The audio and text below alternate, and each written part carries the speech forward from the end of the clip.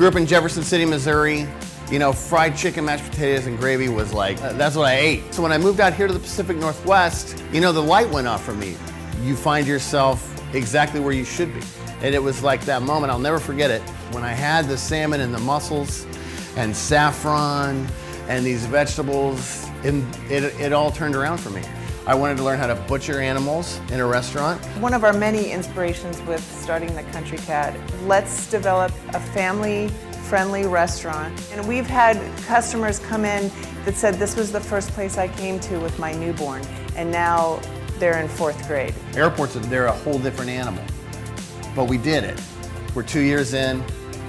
We just got #1 concession 2016 in North America, where we're doing close to 10,000, 11,000 people a week. The butchery program that we have at Country Cat, we bring in a quarter cow every week, and we bring in 1,000 pounds of chicken, we bring in 400 pounds of salmon. Everything is whole every week, everything is broken down.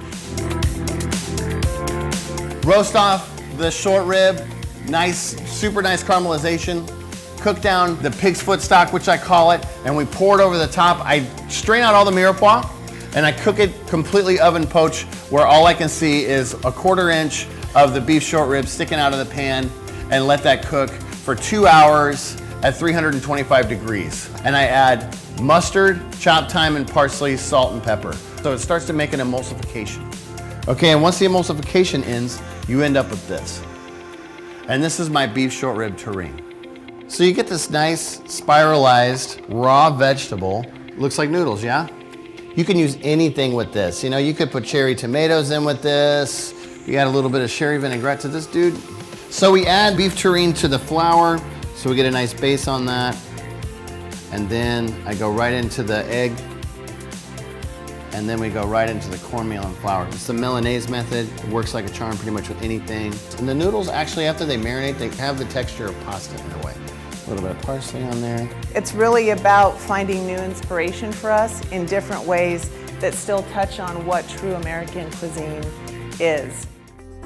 I love chutney because it's savory and sweet, and it does something really awesome with some gamier meats like lamb and duck and things like that. Thinking about what this is going to go on, so I'm going to switch up my vinegars and my spice mix depending. It's not like I put the same spices in every time.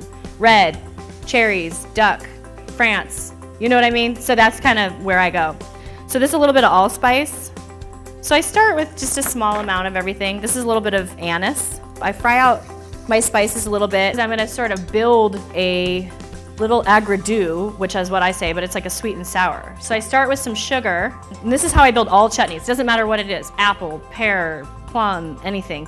And I like juiced these cherries and reduced it down a little bit into sort of a slightly thicker sauce, and I'm just gonna let this cook down until it's the texture that I want it to be. I wrote a book called Taste and Technique, and I say always have people around you try the stuff that you're making.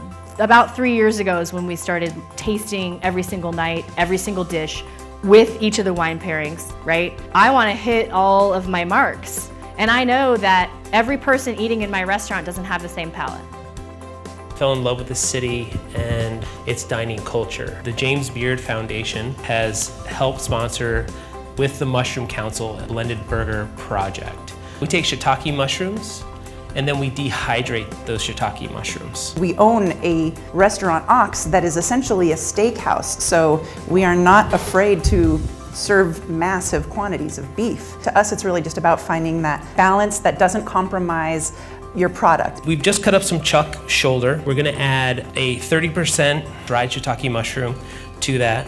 And this is extra virgin Spanish olive oil because we think it just tastes delicious, and we go pretty heavy with it. You season before or a little bit ahead of time, you're kind of brining it in a certain respect. We let this sit for about 24 hours. You can see that the mushrooms have dotted throughout the patty, and then we press it.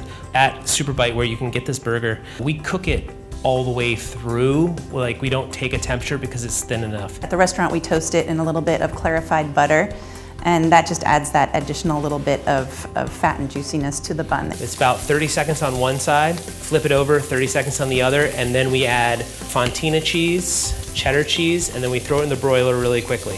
When we stack our burger, we like to put the cheese in between the two layers.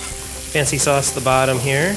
The reason why we use shredded lettuce is because I hate when you eat a burger and the burger slides right off the large pieces of lettuce. And then we love minced white onion. It's kind of spicy.